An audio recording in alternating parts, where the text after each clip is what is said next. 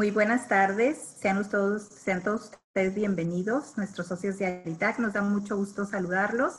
Estamos el día de hoy, pues, aquí con mucho gusto iniciando nuestro webinar, hablando de los aspectos legales del COVID-19.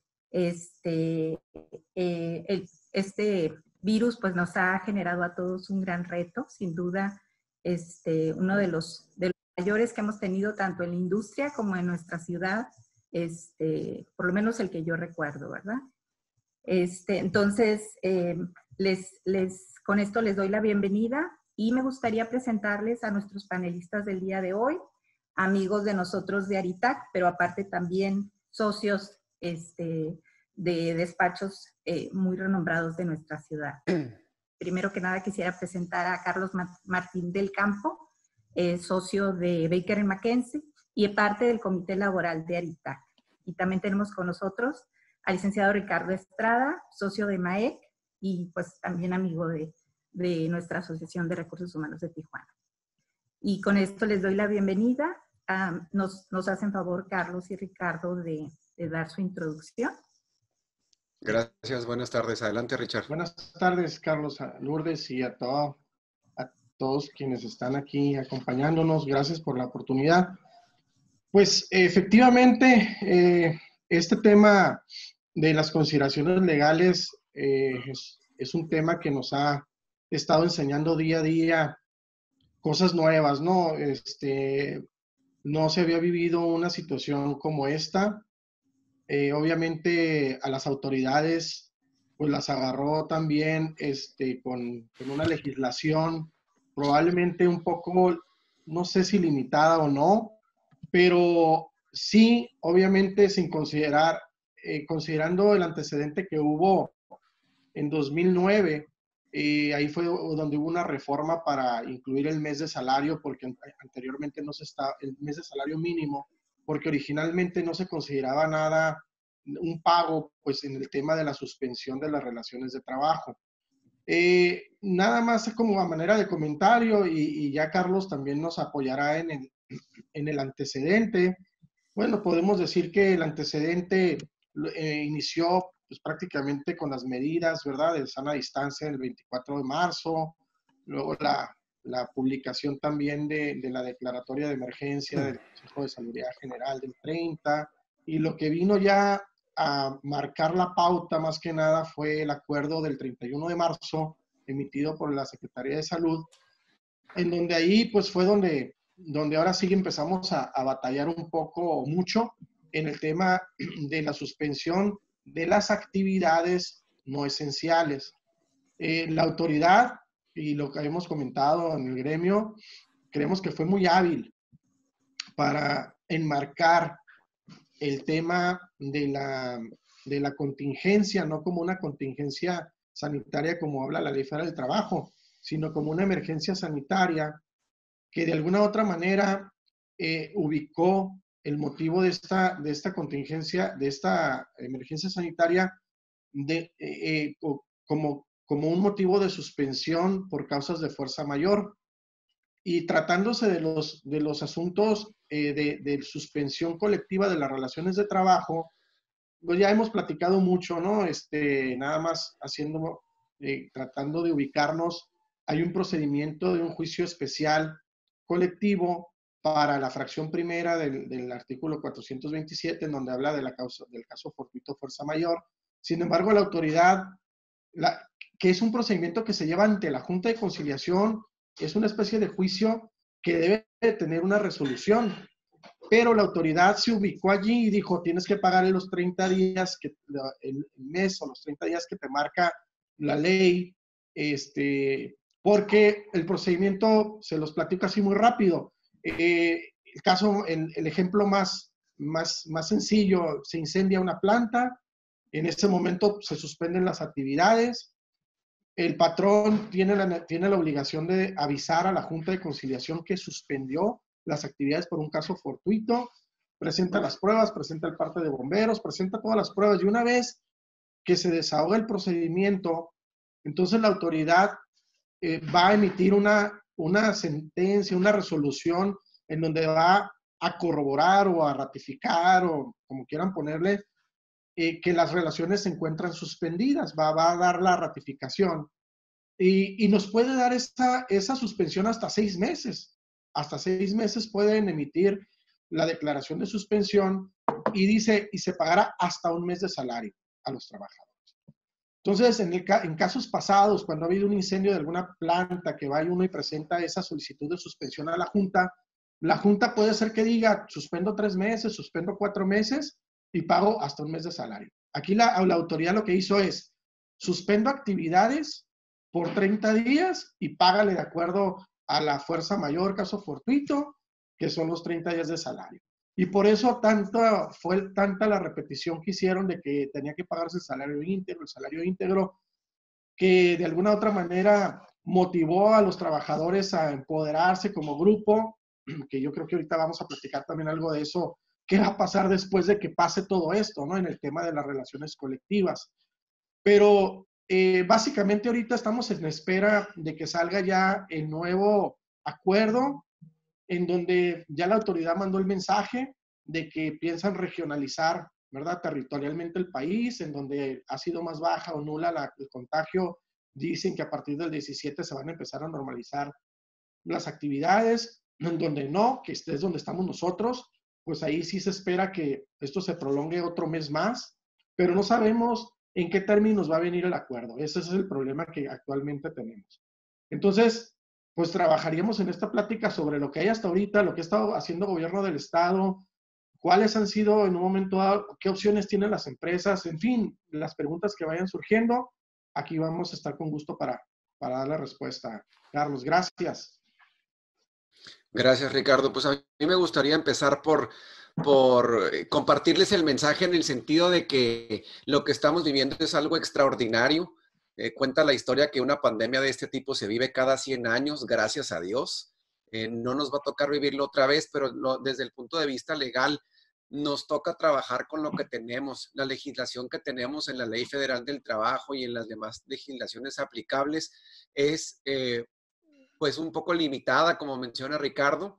Creo que esta reforma de 2012, que si bien es una reforma panista, vino a salvar un poco lo que está pasando ahorita en el país. Yo recuerdo en la epidemia de influenza H1N1 que hubo en 2009, la suspensión de labores fue de 5 días nada más, del 1 al 5 de mayo de 2009, y la ley no hablaba de cómo pagar el salario. Esa fue la gran pregunta. Durante ese tiempo, ¿pago el salario o no lo pago? ¿Cuánto pago? ¿Es obligatorio o no?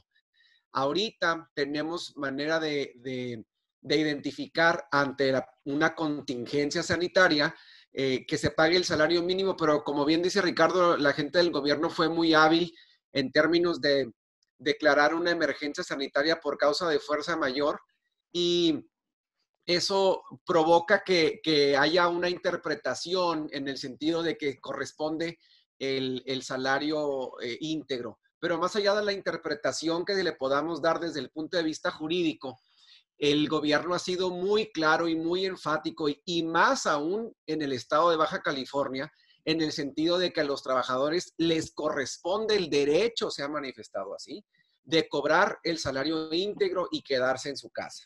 Entonces, la cuestión es extraordinaria, es nueva para todas, tan es nueva para las empresas como lo es para los trabajadores y para las autoridades.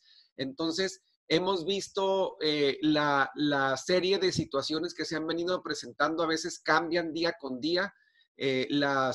Primero estábamos trabajando con la posibilidad de los contratos o los convenios de home office. Las empresas estaban empezando a mandar a sus trabajadores que podían trabajar desde casa, y la consulta era, ¿cómo lo documento? ¿Es obligatorio documentarlo o no? Después vino el 24 de marzo el acuerdo que habla sobre la suspensión de labores para los grupos vulnerables, y entonces empezaron ahí una serie de preguntas también respecto a la legalidad del permiso con goce de sueldo, qué tanto el gobierno tenía la facultad para hacer algo así. Después viene el del 31, y el 31 de marzo lo que viene a a confirmar es el tema de bueno, primero el 30 de marzo es el decreto de la emergencia sanitaria por fuerza mayor, y el 31 publican el de las actividades no esenciales. Y como dice Ricardo, con el del 31 es con el que nos hemos divertido más. Nos han mantenido pues muy preocupados y ocupados también identificando cuáles son las empresas que son esenciales y un poco pues lidiando o yendo de la mano, por decirlo en un sentido positivo, con la autoridad en términos de cuál es la legislación es aplicable, cuál es la autoridad que realmente puede interpretar el decreto y cuáles son las sanciones aplicables. Y luego ya ahorita estamos esperando a ver qué va a pasar después del día 30 de abril, que es cuando se vence el decreto. Parece que se fue muy rápido el tiempo y ya estamos ahorita preocupados por lo que va a pasar la próxima semana, básicamente. Y pues es importante o ideal poder ir planeando, ¿no?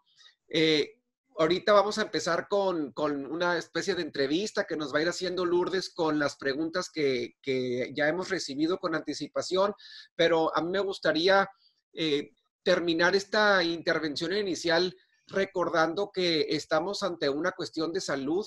Es importante que tengamos en cuenta que tanto en la aplicación de las leyes como en las decisiones de las empresas se debe de tratar de priorizar la salud, la vida y la salud de los trabajadores, sobre todo, ¿no? Sobre todo el negocio. Hoy en la mañana, el subsecretario de Salud anunció que estamos en fase 3. Yo no soy especialista, pero lo que he leído es que fase 3 implica más contagios, pasan de cientos a miles de contagios. Es cuando se va a ver la mayor cantidad de gente enferma y la mayor cantidad de muertes. Entonces, es muy importante atender a las recomendaciones de las autoridades y como líderes de las empresas, transmitir ese mensaje a la gente que tiene menos acceso a la información, transmitir ese mensaje a la gente que tiene un nivel de entendimiento diferente y lograr el objetivo de que se enferme la menor cantidad de gente posible. Correcto. Nada más me gustaría hacer algo rápido. Sí. Considerar que desafortunadamente en el tema legal, como Carlos lo menciona, pues las alternativas no son muchas las que tenemos para oposición. En un momento dado, ¿qué hago si me cierran? En fin, los tribunales están cerrados. El amparo, bueno, pues el amparo pudiera proceder, pero pues quién sabe si nos den la suspensión. No hay, ahorita ya ha ido cambiando, como ustedes bien saben, han ido cambiando la autoridad de acuerdo a cómo están enfrentando el problema, han ido cambiando criterios. Lo último que sabemos es que muy probablemente todos aquellos escritos que presentamos que nos dijeron que a la Secretaría de Salud, Index ha estado muy activa, igual que Aritac, y ha generado alguna relación con la autoridad, de decir cómo le hago para ayudar a la membresía, cómo le hago para ayudar a las empresas, y generaron un escrito a la Secretaría de Salud, que después ya no lo recibían aquí en Secretaría de Salud, tenías que ir a Mexicali, presentarlo ante la Secretaría del Estado, no la federal. El escrito que nos decía en la opinión técnica en 48 horas te resuelvo, hasta ahorita, no sé si Carlos sepa alguna, pero yo no he visto que hayan resuelto alguna. Tienen cerros de escritos, y ya la semana pasada, a finales de la semana pasada, se generó otra inercia con las autoridades y dijeron, bueno, pues vamos a generar 3 nuevos escritos, excluimos a la Secretaría de Salud y enfocamos nada más Secretaría de Economía, Secretaría del Trabajo. Seguramente ya la mayoría de ustedes conocen esos escritos. No sabemos realmente si les van a hacer caso a los anteriores, pero en un momento dado, si las empresas cerraron esperando una respuesta de los escritos originales, creemos que no debemos de echar en saco roto la presentación de estos nuevos que Index está sugiriendo y de alguna otra forma empatados con las autoridades. Aparentemente la autoridad ahorita ya se percató de todo el problema económico que está enfrentando por todo el cierre de empresas que empezaron a hacer, como decía Carlos, obviamente privilegiando la salud. ¿Por qué? Porque efectivamente los datos que tenía la autoridad y sobre todo Baja California empezó a sobresalir en contagio, y entonces empezó la autoridad a recibir la presión, la autoridad del Estado. Y otra cosa, la presión de los trabajadores también. Ha empezado a crecer y yo creo que no se va a detener de aquí a mayo porque la gente cada vez tiene más temor de estar yendo a trabajar, incluso en empresas que son consideradas esenciales. Era nada más el comentario. Ahorita lo que está en el momento es pues acercarte a la Secretaría de Economía por medio de esos formatos, acercarte a la Secretaría del Trabajo, en donde dicen, ahora sí, vamos a atender esto, porque obviamente ya a nivel federal o a nivel internacional ha habido quejas de autoridades en donde están diciendo, oye, pues estás cortando la cadena de proveeduría. El criterio de la autoridad hace un par de semanas, acuérdense que era, si no eres producto final no eres, ahora dicen, no, si eres cadena de producción, pues sí puede ser. En fin, esa es la problemática a la que hemos estado enfrentando. Básicamente nada más también para dejar el comentario y entrar en su caso ya a las preguntas, Lourdes. Gracias, Ricardo. Y nada más quisiera hacer un comentario acerca de lo que comentaba Carlos, ¿no? Efectivamente, nuestra prioridad es la salud de nuestra gente, de nuestros colaboradores, pero también pues nos toca hacer malabares con relación a nuestros, por supuesto que tenemos compromisos con nuestros clientes y debemos cumplirlos, ¿no? Y tercero, también tenemos un compromiso con mantener un negocio sano al que podamos regresar todos una vez que esto termine, que yo tengo la certeza que así será, y pues es importante, ¿verdad? También por eso todos los aspectos legales de los que estamos platicando. Entonces, bueno, voy a entrar de lleno a las preguntas, que es principalmente la razón por la que estamos aquí. Muchas gracias por su introducción.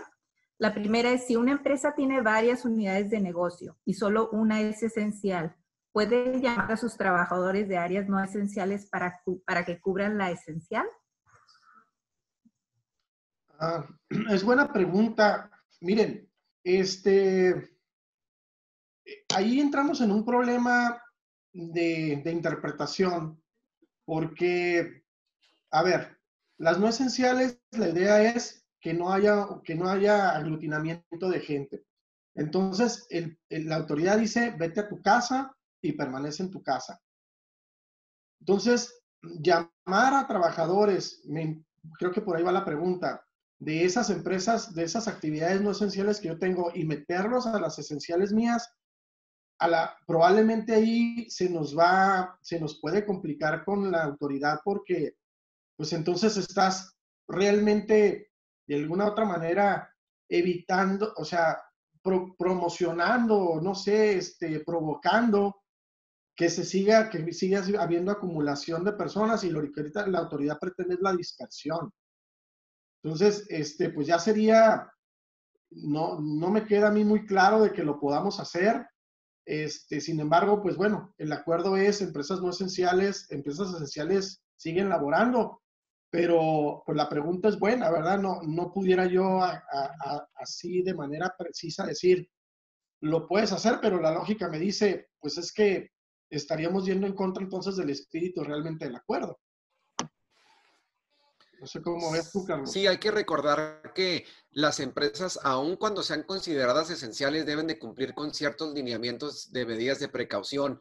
Entonces, tiene mucho que ver con la distribución de las estaciones de trabajo, la capacidad en cuestión de espacio, todo lo que tiene que ver con la posibilidad de que las empresas realmente cumplan con las recomendaciones de sana distancia, como para determinar si físicamente es posible que los trabajadores que están en una actividad no esencial cambien su función a una esencial. Y ahí me voy a regresar a un principio pues muy básico de derecho laboral, en el sentido de que una persona solamente tiene la obligación de llevar a cabo la función para la cual fue contratada. Entonces, partiríamos incluso de tener que obtener el consentimiento del trabajador para llevar a cabo una actividad distinta a la que le pertenece a su puesto o a una actividad relacionada, ¿no?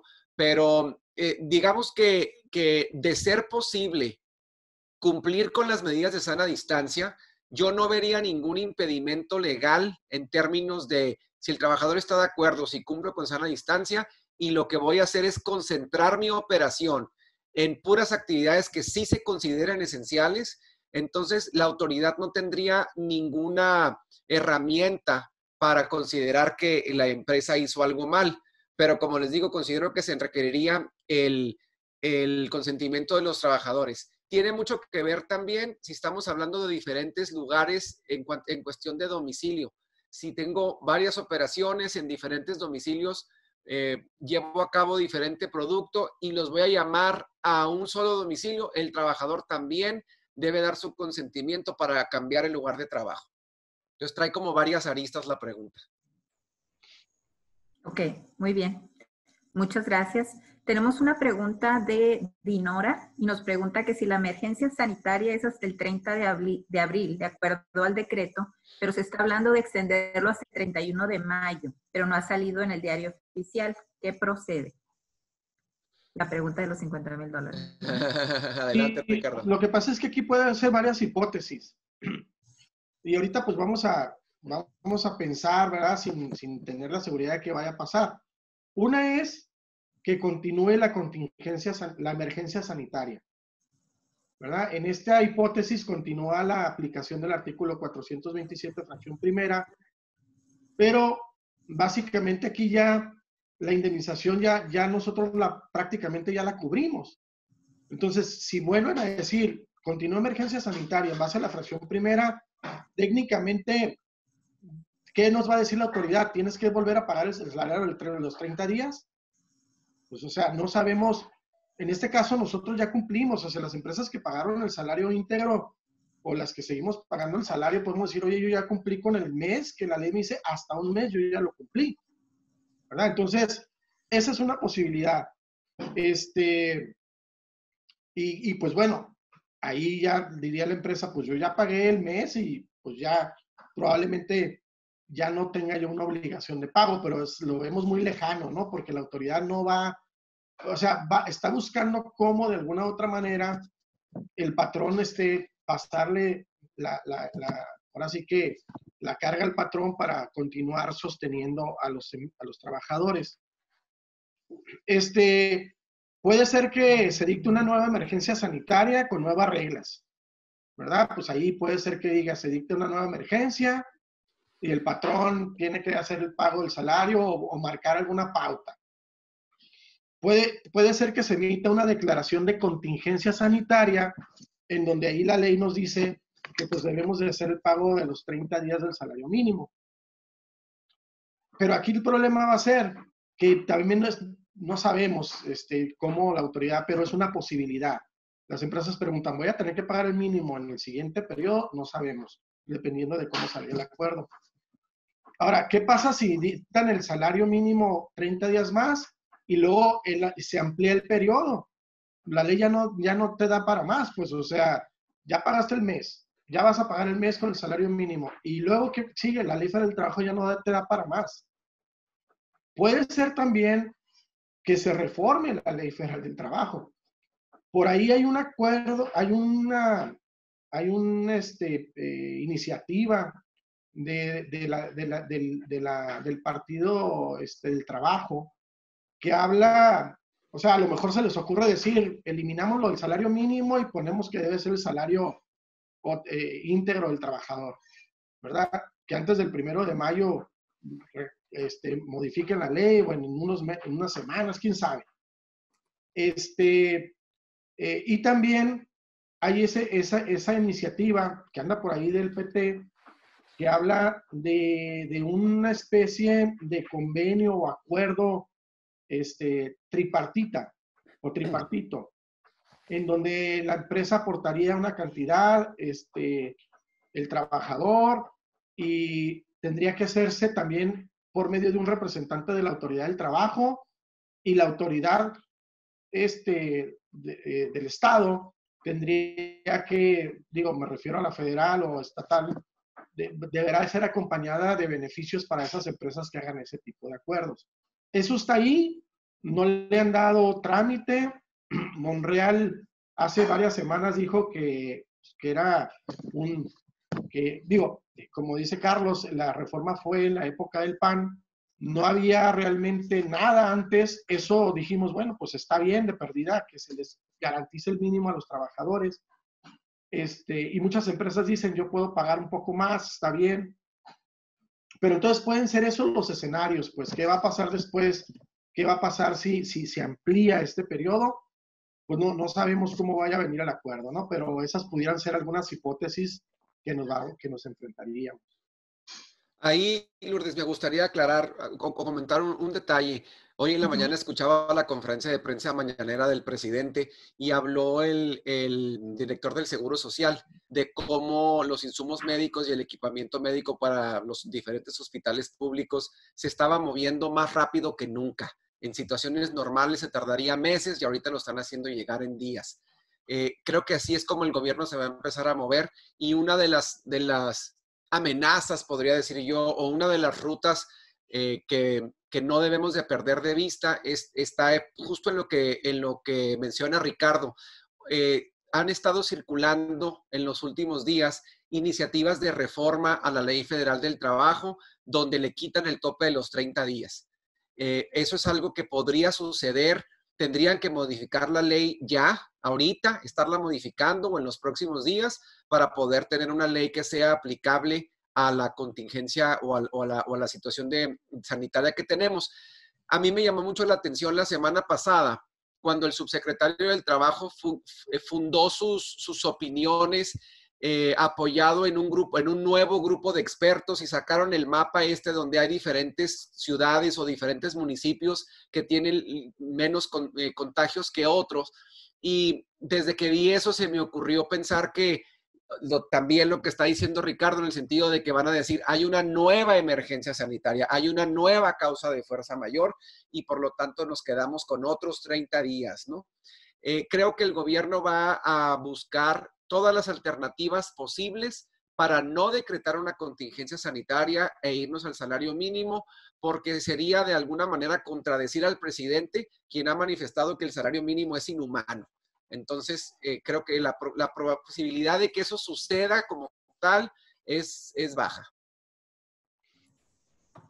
Muy bien. Gracias, Carlos. La siguiente pregunta, y gracias, Ricardo, también. La siguiente pregunta es, ¿son legales los convenios con trabajadores de pagos parciales o reducción de jornada? Antes de que Ricardo conteste, yo voy a decir rápido, yo considero que sí, pero Ricardo es el maestro. A ver, que si son legales. ¿Son legales los convenios con trabajadores de pagos parciales o reducción de jornada? Mira, la verdad es que aquí entramos en un tema de que nadie está obligado a lo imposible. Los riesgos de esos convenios tienen que ver, según yo, y aquí Carlos también, nos puede ayudar, pero la primera pregunta sería, ¿eres esencial o no eres esencial? O sea, no soy esencial. Bueno, pues de acuerdo a la que no eres esencial y estás en tu casa con la gente, pues técnicamente, si está el 427 fracción primera, causa de fuerza mayor, pues tendrás que estarle pagando el salario íntegro, de acuerdo a cómo está el 430 actualmente, y no soy esencial. Y a lo mejor ese convenio que podamos hacer pudiera ser que algún abogado lo utilizara como que hubo una renuncia de derechos. Obviamente aquí es una cuestión de criterio.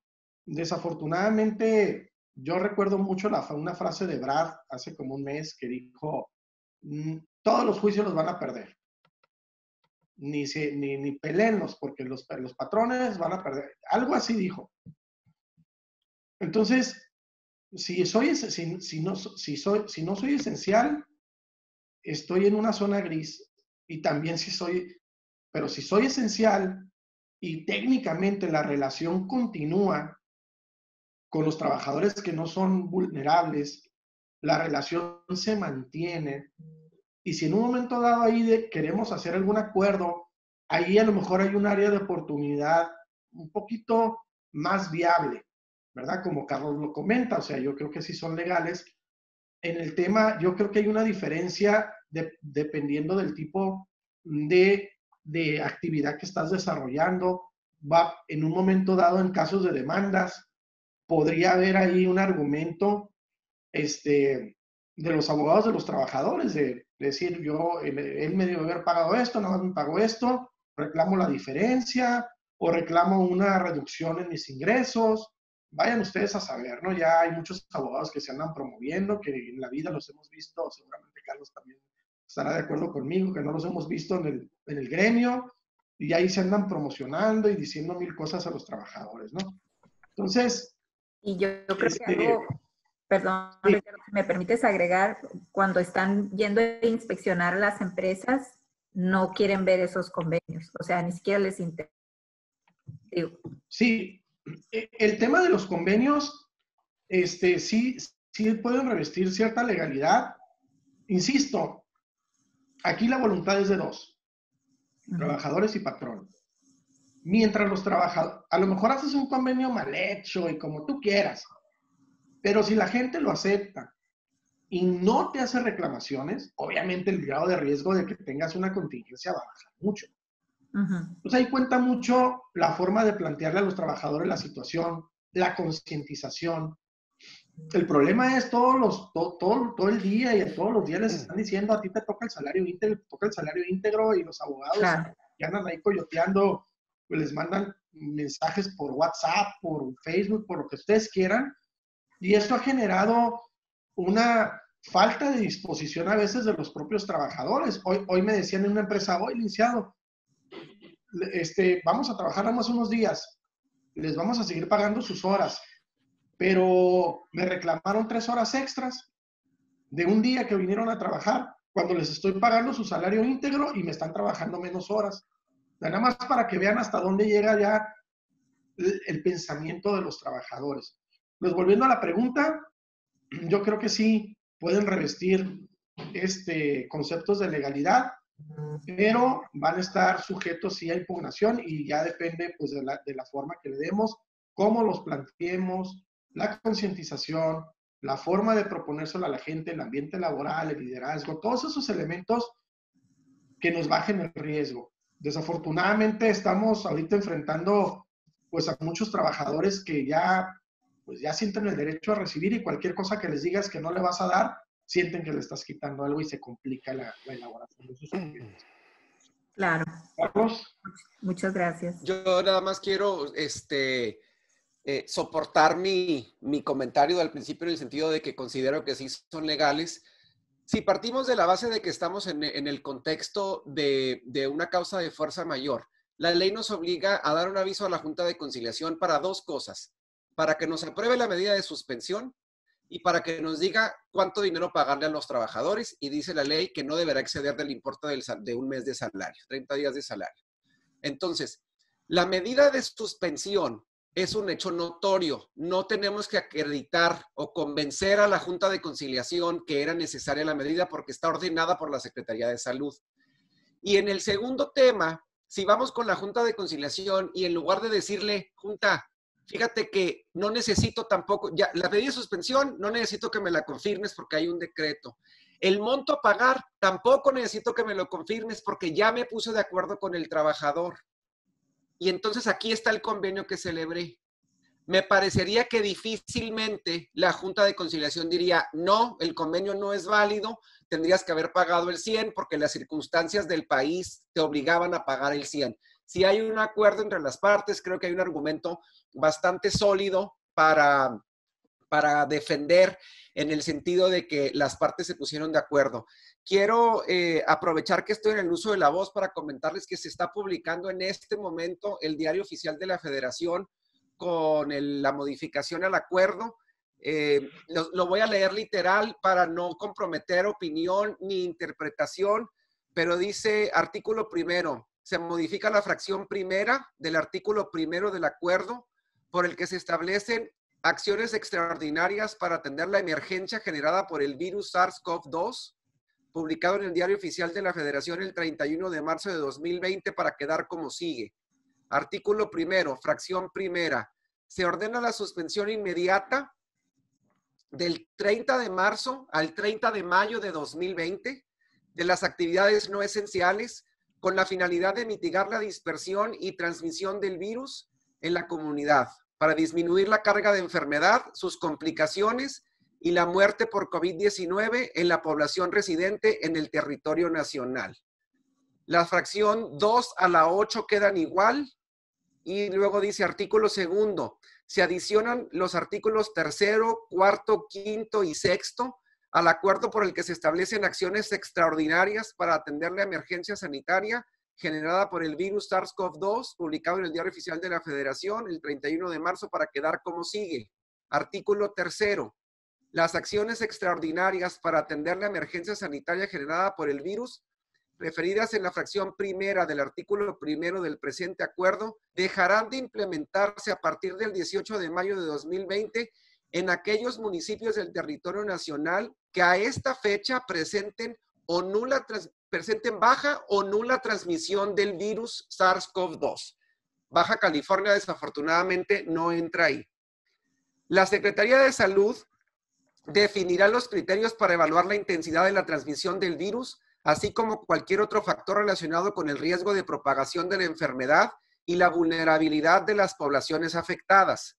Asimismo, la Secretaría establecerá los lineamientos para reducir la movilidad entre los municipios con distinto grado de propagación a fin de evitar la dispersión de la enfermedad.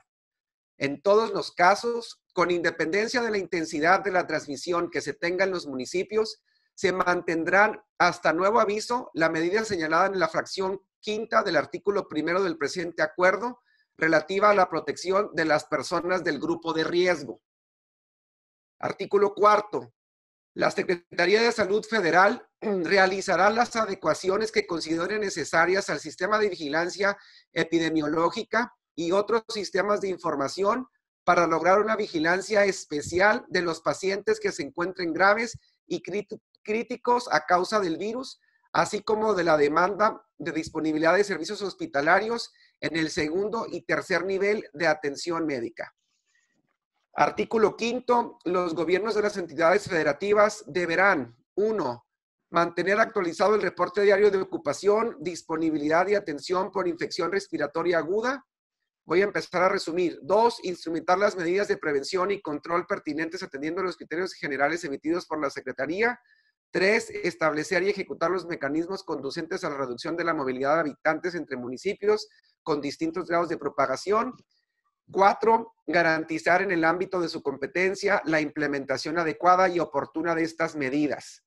Y luego dice artículo 6, corresponde a los gobiernos de las entidades federativas en su calidad de autoridades sanitarias y en general a los integrantes del Sistema Nacional de Salud que presten servicios de salud en cada entidad, ejecutar y supervisar los planes de reconversión y expansión hospitalaria para garantizar atención adecuada. Es la primera vez que lo leo, llegó en este momento, me parece que no dice con claridad el tema del salario. Me queda claro que no están decretando una contingencia sanitaria, no vamos por el tema de salario mínimo y se hace oficial en el sentido de que nos quedamos en emergencia sanitaria hasta el 30 de mayo. Sí, efectivamente, aquí lo estoy viendo también, Carlos, y efectivamente no dice nada del salario. Lo mismo que el del 31. El único que hablaba de salario íntegro fue el del 24 para los trabajadores que grupos vulnerables. De grupos vulnerables. El del 31 de marzo no dijo nada del salario y este tampoco. Entonces, ahorita ya viendo esto, ¿qué sigue? Pues, o sea, es una emergencia sanitaria, la están ubicando, perdón, se me fue aquí el oficial, ok. Vamos a ver qué la autoridad, qué mensajes va a empezar a mandar, pero técnicamente, si están manejando la suspensión inmediata del 30 de marzo al 30 de mayo, en este caso al 30 de mayo de las actividades no esenciales, pues lo están dejando prácticamente igual que el anterior. No hay contingencia sanitaria, no entraría la aplicación del salario mínimo, y entonces aquí seguramente lo que debe de privilegiarse pues van a hacer los acuerdos con los trabajadores. Si a mí como empresa el 427 me dice, tienes que pagar hasta 30 días de salario y ya los pagué, yo no sé de dónde la autoridad va a decir que tenemos que volver a pagar otros 30 días. Entonces, en mi opinión, el mensaje que tiene que dar la autoridad es privilegiar los acuerdos. Yo pienso que eso es lo que deben de hacer porque ahorita ya está claro que no va sobre el mínimo. Entonces, aquí entramos en lo que comentaba yo antes, ¿qué podía suceder? Pues que continuara el tema de la emergencia sanitaria, que no se modificara, que se siguiera hablando de la suspensión de las actividades y que prácticamente en el tema de salario, este acuerdo es igual al del 31 de marzo. Carlos, no sé si quieres comentar algo. No, de acuerdo, o sea, confirmado que no estamos en contingencia sanitaria como para empezar a pagar el mínimo. Lo único que yo agregaría es que no todas las empresas realmente suspendieron actividades, aún no siendo esenciales, no todas suspendieron a partir del 30 de marzo. Entonces, una forma de leerlo también sería que son 30 días de salario a partir de que suspendas, ¿no? Entonces, quiere decir que no han llegado a los 30, digamos que van a tener que llegar a los 30, ¿eso es lo que entiendo, Carlos? Yo pensaría que esa es una forma de interpretarlo, porque la ley habla de hasta 30 días de salario, entonces si no has pagado, si no has llegado a los 30 días de salario, podrías tener que pagarlo hasta la fecha, a partir de la fecha, contados a partir de la fecha en la que suspendiste labores, ¿no? Okay, muy bien. Sí, estoy de acuerdo, yo creo que así deberá de ser. ¿Quieren pues que ahora sí que como que malas noticias, ¿no?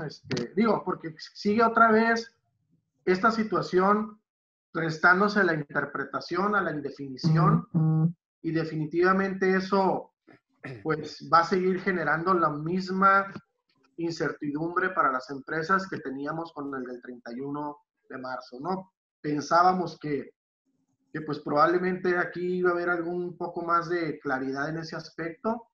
No la hay. Vamos a ver qué mensajes, insisto, manda el gobierno. Lo que sí es que habían dicho, como dijo Carlos, que se iba a regionalizar el país y aquí ya lo están diciendo, ¿verdad?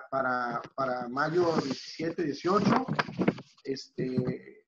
pues en las zonas de nulo contagio o de bajo contagio, van a ir obviamente reactivándose las actividades de acuerdo a cómo se va desarrollando la enfermedad. Entonces, pues para nosotros en Baja California lo más seguro es que nos vayan a tener en el punto del 30 de mayo, ¿verdad? Porque pues estamos considerados una zona de intenso contagio. Correcto. Si quieres, seguimos con las preguntas, Lourdes. Muy bien. Sí, les iba a preguntar si considerabas que debíamos de retomar el tema, ¿no? Muy bien. Hay una aquí que parece interesante, digo, todas son interesantes, pero que es un poquito diferente a lo que hemos venido comentando. Dice, ¿qué derechos tienen los trabajadores durante la emergencia o contingencia en una empresa esencial en caso de que no quisieran regresar a laborar por seguridad? Pues mira, en caso de que no quisieran regresar, como las actividades realmente no están suspendidas, consideramos que están normales, pues el derecho que tiene el trabajador es a pedir un permiso en un momento dado. E incluso si dice, pues yo me voy, el patrón no tendría la obligación de darle ese permiso, pero pues ahí ya sería un acuerdo con el trabajador de otorgarle el permiso. Ahorita puede ser incluso sin el goce del salario, porque el trabajador está eligiendo esa alternativa. Sin embargo, a como están las cosas ahorita, el trabajador muy probablemente por lo menos vaya a querer exigir algún pago ahí por lo menos del mínimo, ¿no? Pero sí tiene el derecho el trabajador, bueno, más que derecho, la posibilidad de pedir el permiso al patrón por tener el temor. Mucha gente tiene miedo, se angustia, se preocupa, se estresa y dice, yo prefiero estar en mi casa. Y pues sí tiene la opción de pedir un permiso. Y el patrón, pues puede darlo, puede negarlo, ¿no? Sin embargo, en esta situación especial que estamos viviendo, pues negar un permiso de ese tipo pudiera resultar, pues, motivo, pues, de algún tipo de reclamación del trabajador y incluso de algún reporte ante la autoridad sanitaria. Entonces, pensamos que una fórmula preventiva, o si quieren ustedes, pues, no radical o conveniente tal vez sea la palabra, pudiera ser el otorgarle ese permiso, ¿no? Yo lo que creo es que tendríamos que regresar a lo que comentábamos hace un rato, de partir de la base si eres esencial o no. Si eres una empresa esencial, entonces la obligación del trabajador es de presentarse a trabajar, porque es esencial. Y vamos interpretando el acuerdo al contrario de lo que dice. O sea, si el acuerdo dice suspender actividades no esenciales, entonces interpretado al revés sería, si no eres esencial, sí tienes que ir a trabajar. Sí debes de operar, porque eres esencial para el ataque a la pandemia. Te necesita el sector productivo para atacar la pandemia. Entonces, si estamos ante una empresa que sí es esencial, el trabajador no tiene la facultad de decidir si va o no va. Si no quiere ir, entonces que pida permiso. Si estamos en una empresa que es no esencial y que sigue trabajando indebidamente, entonces el trabajador ahí sí válidamente puede decir, esta empresa no es esencial porque me dedico a hacer lápices, los lápices no son esenciales, yo me voy a mi casa y tú me pagas el 100% del salario. Y ahí el patrón estaría totalmente sin herramientas para defenderse. Correcto. Muy bien, muchas gracias. Hay una también aquí un poquito diferente, se habla del PTU, nos pregunta Edgardo, ¿para las actas del PTU se retoman hasta que regresen los trabajadores a laborar? ¿El 1 de mayo sigue vigente? Perdón. Sí, en cuanto al pago, yo considero que no hay no hay la suspensión de la obligación de hacerlo dentro del término que establece la ley, que son 60 días a partir de que se presenta la declaración anual de impuestos. La situación es totalmente extraordinaria. Si la empresa está en suspensión de actividades, pues entonces no puede sesionar la comisión mixta, tal vez no se pueda presentar el proyecto de reparto, sería inútil la publicación en los lugares públicos de la empresa. Entonces es como habría que ponerse creativos ahí. A mí me parecería que pues una reunión por Zoom o por teléfono para explicar los números de la empresa y llevar a cabo el proyecto de reparto y en su momento hacer el pago. Me parecería que uno el pago de la PTU lleva diferentes pasos. El último paso y tal vez el más importante tiene que ver con el pago. Entonces, en la medida que se haga el pago, si posteriormente hay la oportunidad ya habrá la oportunidad de hacer todo el procedimiento de aprobación de parte de los trabajadores. Hay un tema importante aquí, para los trabajadores tienen un término para objetar la declaración anual de impuestos. Entonces, ese término se da a partir de que tienen acceso a la información financiera de la empresa, que les permita determinar el cálculo de la PTU. Entonces, ahí yo creo que lo importante va a ser que en algún punto se documente la entrega de la declaración anual de impuestos a la comisión mixta para que corra ese término de objeciones. Y si el pago que se hizo, repito, no está ahorita suspendida la obligación del pago, si el pago que se hizo es incorrecto, entonces la comisión mixta lo puede objetar ante el SAT. Muy bien, muchas gracias. Pregunta, ¿qué tan posible realmente es realizar una reforma expedita a la Ley Federal de Trabajo para extender este periodo para obligar a los patrones a seguir pagando salario? Si la aprueba comisiones, senadores y diputados en unos cuantos días, sale publicada y es ley. Es posible, como está, digo, porque pudiera ser que la autoridad, básicamente el presidente dijera, ahí les va otra conquista, otra reforma a favor de los trabajadores y se la avienten antes del 1 de mayo con el objeto de, pues, de seguir ganando, conservando adeptos, ¿no? Entonces sí es probable que pase. Esperemos que pues la piensen bien, ¿verdad? Por esta situación. Muy bien. Nos pregunta Fernando, ¿existe confusión cuando se habla del salario íntegro? ¿Qué debe comprender? ¿El salario base más sus prestaciones variables como bonos, etcétera, o solo el salario base? Bien. Aquí este es un tema muy interesante porque efectivamente no hay una conceptualización de lo que pudiéramos entender como salario íntegro. La Ley Federal del Trabajo dice en su artículo 84 que integra el salario y habla de todos los conceptos que ustedes puedan imaginarse, ¿no? Comisiones, percepciones en especie, cantidad en dinero, bonos, todo lo que ustedes se puedan imaginar. Ahora, ese es el salario. Los conceptos de integración de la Ley Federal del Trabajo prácticamente contienen, pues ya lo conocen ustedes el artículo y prácticamente todas las percepciones que el trabajador recibe por su trabajo. En el pasado, el concepto de salario, los tribunales lo tenían catalogado precisamente por ¿qué te pago yo por tu trabajo? Y entonces exceptuaban del salario, por muchos años en el pasado, los criterios exceptuaban en la asistencia, exceptuaban la puntualidad, porque decían, es que eso no es por tu trabajo, te lo doy para que llegues temprano.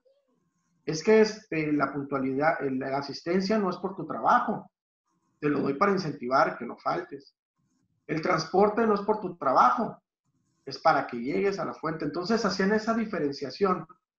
Pero desde hace varios años para acá, el concepto de salario ahora ya más bien tiene un carácter para los tribunales, es aquellos conceptos que el trabajador percibe de manera permanente y continua. Y ahí es donde ya empezamos con las interpretaciones. Una cosa interesante que declaró el coordinador de la jefe o de la comisión para la reforma laboral aquí en Baja California, en una visita que hicieron a una empresa, ellos pues estaban grabando y no, pues tienen que pagarles con su salario íntegro, dijo el secretario del Trabajo, y él le contestó, sí, pero excepto los bonos de puntualidad y asistencia porque esos son extras del salario. Entonces, va a quedar toda la interpretación de la autoridad, pero pudiéramos pensar que esos conceptos que nosotros estamos pagando de manera fija, permanente y continua, pudiéramos considerarlos como esa parte íntegra. El salario ordinario base, el vale de despensa, que se le da, no está condicionado. Si tú tienes un bono de antigüedad, por decir algo, que se los estás dando de manera fija, semana a semana, yo creo que esos conceptos sí deben de ir o sea, sí reunirían esa característica de tener que ser pagados. Pero pudiéramos tener una defensa en el tema de los conceptos del salario de aquellos que están condicionados. Si yo tengo un bono de asistencia, pues, y no vas a ir, pues lo lógico es que no se genera. Si tengo un bono de puntualidad y no vas a ir, pues es que no se genera. Si tengo un bono de transporte y no estás yendo a la empresa, lo lógico es que no se genera. O sea, ese es un punto de vista lógico. Si tengo un bono de producción que realmente estoy sujetando a la variabilidad de la producción y que tiene una conexión con la realidad de la producción, pues ese también pues pudiera evitar el pago. ¿Por qué? Porque está sujeto a la producción. Pero si yo tengo un bono que le pongo de producción y todo el tiempo le pago la misma cantidad, pues en realidad es una parte que sí que pudiera el trabajador argumentar. Entonces, en mi opinión, considero que aquellos conceptos fijos de manera permanente y continua deberían ser parte de ese salario íntegro y aquellos condicionados pudiéramos no ponerlos dentro de ese salario, pero tenemos el problema de lo que puede interpretar la autoridad de acuerdo al artículo 84. Y diga, no, es que todo debiste haberle pagado. ¿Qué han hecho las empresas? Unas han pagado todo, los bonos, todo. Obviamente tiempo extra no, y algún bono de producción no, pero la asistencia, la puntualidad, algunas no lo han hecho. Algunas nada más han pagado el concepto del salario ordinario diario base, el vale de despensa y algún otro bono que no esté sujeto a una condición. Eso es lo que ha estado sucediendo. Entonces, a la hora de una reclamación, pues yo siento que la defensa tiene que ser esa. Oye, pues yo tengo en mi administración de la nómina bien definido que esto se lo pago porque venga, que esto se lo pago para que llegue temprano, que esto es para que venga la empresa. Ahí pudiéramos tener una defensa lógica, siento yo, y legal de por qué no se generaron esos conceptos, ¿no? Pero estamos en una zona gris porque desafortunadamente existe el artículo aquel que en la interpretación de las normas del trabajo, en caso de duda, debe de interpretarse en el criterio más favorable al trabajador. Entonces ese articulito ahí nos hace ruido, ¿no? Sí, de acuerdo, Ricardo. Lo único que yo agregaría es que si bien es cierto que la mayoría de las empresas tienen un sueldo base, digamos, módico, y a lo mejor el 20 o 30% del ingreso de los trabajadores está en prestaciones de previsión social, creo que es muy importante atender a las condiciones bajo las cuales se paga cada prestación.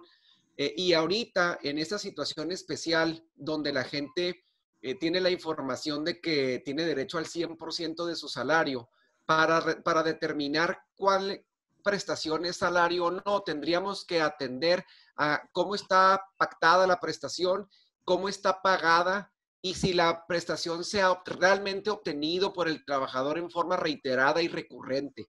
Porque a lo mejor yo ofrezco un bono atado a cierta condición que el trabajador tiene meses sin cumplir, entonces no tendría por qué pagársela. Y luego hay otras prestaciones que están relacionadas con el hecho de que el trabajador asista a trabajar o que las use para ir a trabajar, como el bono de transporte, por ejemplo, o simplemente las horas extras. No, es una prestación, está ahí, está en los planes de previsión social, pero no la vas a pagar porque el trabajador no necesita el transporte, no lo va a utilizar para presentarse a trabajar, ¿no? Y por otro lado, tenemos como la excepción a esta regla que ya está resuelta por la Suprema Corte, es el caso del vale de despensa, por ejemplo. En el vale de despensa ya lo dijo la Corte, es salario y lo tienes que pagar sin importar qué pase, ¿no? Sí, de hecho, hay una pregunta por aquí que nos hace Ramona respecto a los bonos de transporte, que creo que ya lo contestaste, ¿no? De que si no son necesarios para ir a trabajar porque no están trabajando, pues de alguna manera está dicho que no sería necesario pagarlos, ¿no? Muy bien. Hay que ver cómo está pactado, cómo está pagado, cómo está ofrecido, pero la intención de ese bono es ayudar al trabajador a que no gaste su dinero que necesita para vivir en transportarse, ¿no? Y si no se va a transportar, entonces hay un argumento plausible para no dárselo. Correcto. Y pues hay otra pregunta aquí, que si están en resguardo los trabajadores, si necesitan firmar un convenio, ¿qué opciones se tienen para firmarlo? Yo digo que los pueden citar, depende del convenio de que se trate, pero vamos, los pueden citar en una reunión de no más de 50 personas para firmar el documento que sea y cumplir con las medidas de sana distancia para llevar a cabo el acto jurídico que se requiera. Ok, muy bien. También nos pregunta Silvia que si las empresas están obligadas a prestar un servicio privado en caso de que no se dé la atención médica por el Seguro Social. Pues no hay Considero que no. Muy bien. Considero que no, obligatoriamente no. Yo por ahí supe de una empresa que va a estar dando no servicio médico, sino cierta asesoría médica. Recordemos que la directriz de la Secretaría de Salud es que si una persona tiene síntomas, se resguarde en su casa y solamente asista a los hospitales cuando la situación sea crítica, literalmente cuando tengan insuficiencia respiratoria. Entonces, esta empresa que conozco va a dar asesoría médica por teléfono, pero es por medio de enfermeras para hacer recomendaciones, para revisar síntomas, para recomendarle a la gente cuándo ya tiene que irse al hospital. Y ese círculo lo cerramos con la nueva plataforma del Seguro Social que da las incapacidades por internet. Ok, muy bien. Estamos llegando a las 6 de la tarde y obviamente quedan preguntas por contestar, algunas muy similares a las que ya han respondido. Entonces, buscaríamos algún mecanismo para hacer llegar las respuestas. Creo que sería lo más adecuado. Y si les parece, podríamos hacer un cierre o hacer algún comentario que consideren pertinente en caso del nuevo decreto. Pues en realidad el nuevo decreto en la parte laboral, pues no trae nada distinto al anterior. Básicamente, por lo que hemos visto ahorita en la lectura que le hemos dado así rápido, pues se refiere simplemente a las acciones pues para seguir combatiendo el COVID, pero en el tema laboral, pues nada más pues reitera que hay suspensión por la suspensión inmediata de actividades, o sea, lo mismo del 31, y no nos dice nada del salario. Entonces, seguramente ya que estemos nosotros revisando bien, pues ya vamos a ver las opciones. Como les digo, aquí, si las empresas ya cumplieron con esos 30 días, legalmente, de acuerdo a la ley federal del trabajo, o sea, no dice se va a prolongar otro mes más porque ya llegamos al tope, pues, que marca la hipótesis del pago por causa de fuerza mayor o caso fortuito. Y yo creo que va a ser muy importante el mensaje que vaya a mandar la autoridad en el sentido de decir, pues se amplió, pero ya esperemos que la autoridad se vaya por el lado de decir, los trabajadores y las empresas se pondrán de acuerdo, ¿verdad? En la forma del pago. Probablemente digan, no puede ser menos del salario mínimo, pero pues vamos a esperar a ver qué dicen, ¿verdad? Seguramente va a haber declaraciones de la autoridad, como las ha habido, y van a marcar una pauta importante, ¿no? Sin embargo, ya en caso de que insista la autoridad con esto, pues, como les digo, no hay una obligación legal, ¿verdad? De que nos exija seguir pagando el salario íntegro. No la hay.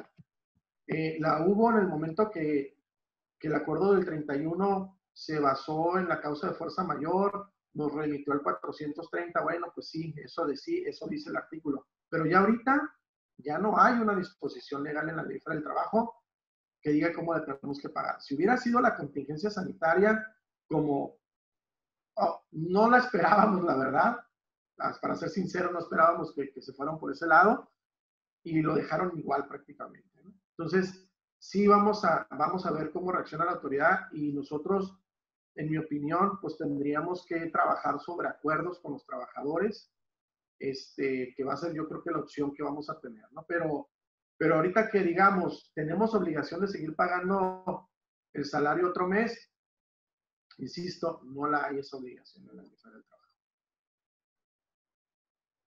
Pero alguien va a tener que pagar, ¿verdad? ¿Y quién va a ser? Para la autoridad, probablemente saquen algunos beneficios económicos, de apoyos fiscales, quién sabe qué se les vaya a ocurrir. A lo mejor nos dicen, síguele pagando a la gente y si calificas en el programa, pues ven para acá. No sabemos qué vaya a pasar después de esto, ¿no? Sí, sería mi comentario. Gracias, Lourdes. Estás en mute, pero creo que me estás dando el uso de la voz.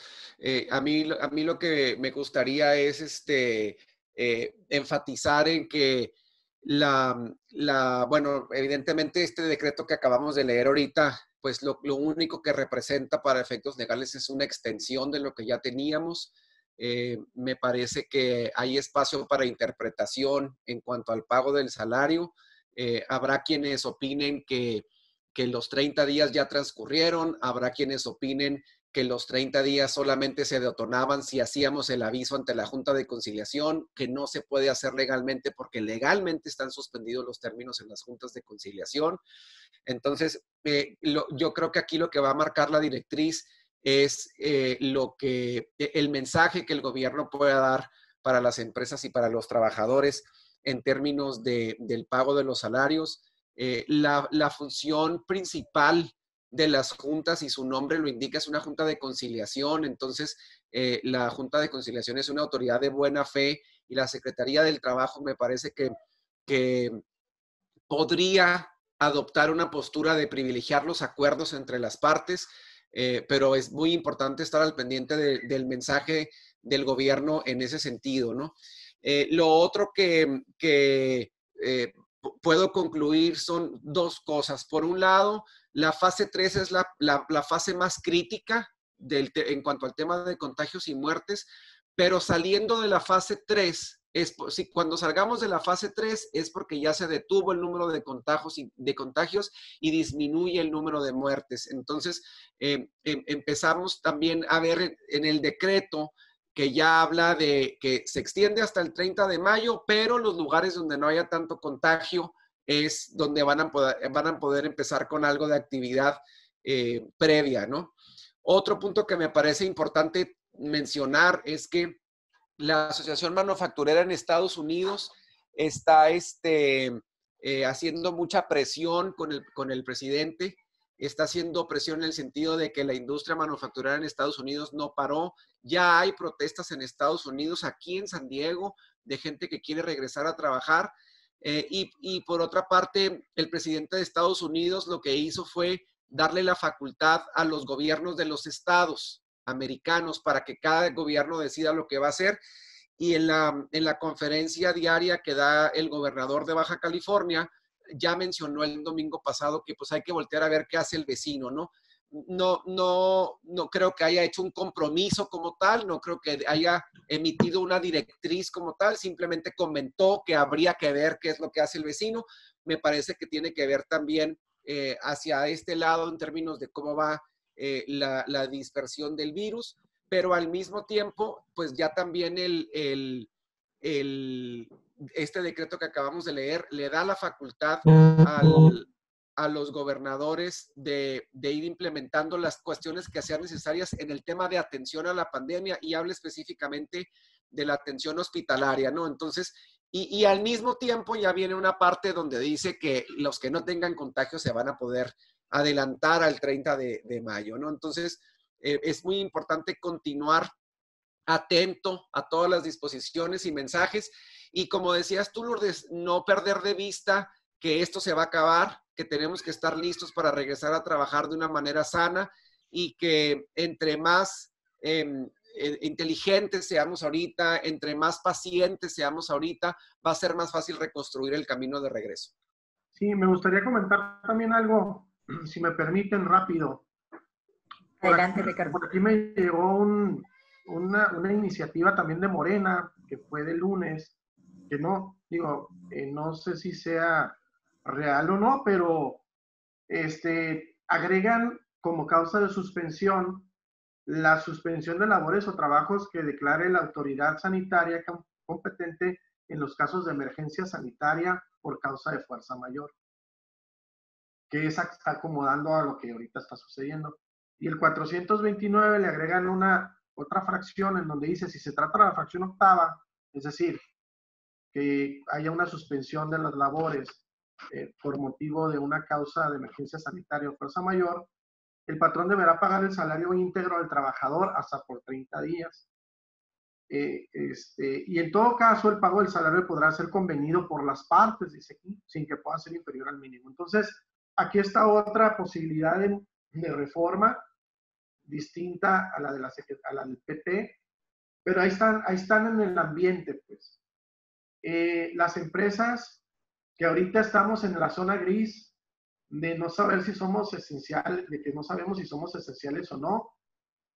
Lo último que sabemos es que ya la Secretaría de Economía del Estado pues ha estado ahorita ya un poco más activa en hacer la revisión. Bueno, dicen que van a estar más activos en las revisiones y sí considerar las cadenas de suministro o producción como parte de una actividad esencial, porque habían estado declarando anteriormente que no, que tienes que ser producto final. La labor que han hecho algunos organismos de acercamiento con las autoridades, ahorita en el tema, por ejemplo, de muchas empresas que están aquí en el foro que pertenecen a INDEX, pues ese es un canal en donde está actuando el secretario del Trabajo.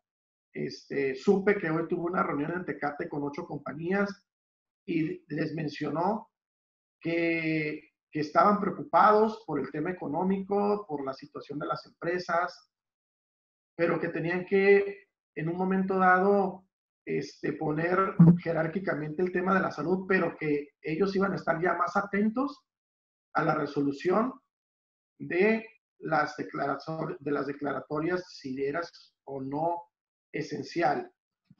Eso es lo que ha declarado. Y bueno, ¿qué podemos hacer ahorita? Pues los canales que conocemos ahorita son los que precisamente INDEX ha estado manejando con las autoridades, y pues si tenemos los formatos, ya los presentamos los anteriores y queremos ver si avanza nuestra petición, pues hay que trabajar en esos 3 formatos y presentarlos y pues buscar ese canal, ¿verdad? Esa posibilidad de que la autoridad, pues vamos a ver si ahora sí, ¿verdad? Actúan, porque nos han dicho muchas cosas y no hemos visto ningún resultado, pero pues puede ser esa una alternativa que podemos agotar, por lo menos digo, para que los corporativos se den cuenta de que estamos actuando, ¿verdad? De que estamos siendo propositivos. Entonces sí sería prudente, desde mi punto de vista, sí agotar ese trámite, ¿no? Que, insisto, la Secretaría de Economía se han estado comprometiendo a que pues, los van a revisar, y ya sea que te permitan algunas actividades, tal vez no todas. Se habla de algunas actividades críticas, ¿verdad? Como administrativas, de nóminas, de embarques, recibos, y ya también el formato, pues, de declaración de opinión técnica que pueda dar la Secretaría del Trabajo. Ahí, Ricardo, nada más una consideración. El esfuerzo que se está haciendo en cuanto a lo que comentas tiene que ver con la confirmación de actividad esencial de las empresas que sí sean esenciales. Está vibrando tu teléfono y se oye todo. Que sí sean esenciales, y aquellas que tal vez tengan duda y que requieran que alguien les ayude a realizarlo y que les confirme. Pero las que no son esenciales ya deberían de estar cerradas, y eso es muy importante, porque el hecho de que las empresas no estén cerradas provoca mucha confusión, provoca mucho contagio y provoca que la gente esté también con mucha duda respecto de yo por qué sigo trabajando si mi empresa no parece ser esencial, ¿no? Sí, tienes razón. De hecho, a Index le pidieron que actuara como filtro, ¿no? O sea, de plano, si no eres esencial, no me las mandes.